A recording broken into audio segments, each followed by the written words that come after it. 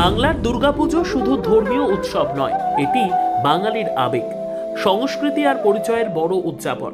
প্রতি বছর আশ্বিন মাসে অর্থাৎ সেপ্টেম্বর অক্টোবরে শুরু হয় এই উৎসব। 5 দিন ধরে চলে পুজো। ষষ্ঠী, সপ্তমী, অষ্টমী, নবমী আর বিজয়া দশমী। পুজোর আগে ডোমকলে প্রশাসনের পক্ষ থেকে বিশেষ প্রস্তুতি বৈঠক হলো। বুধবার ডোমকল বিডিও অফিসে এই বৈঠকে পুজো কমিটির সদস্য, স্থানীয় মানুষ ও প্রশাসনের কর্তারা উপস্থিত ছিলেন। সভায় প্রশাসনের স্পষ্ট নির্দেশ, পুজোর সময় মদ্যপান করে ঝামেলা একেবারেই চলবে না। মেলার আড়ালে জুয়া খেলা, বাজি বা অশ্লীল নাচের উপর থাকবে কড়া নজরদারি। পুজো মণ্ডপে প্রতিমা রেখে বাড়ি যাওয়া যাবে না। রাতের সময় মণ্ডপে থাকতে হবে বা প্রহরীর ব্যবস্থা করতে হবে। বিদ্যুৎ, নিরাপত্তা ও বিসর্জনের স্থান নিয়ে খোলামেলা আলোচনা হয়।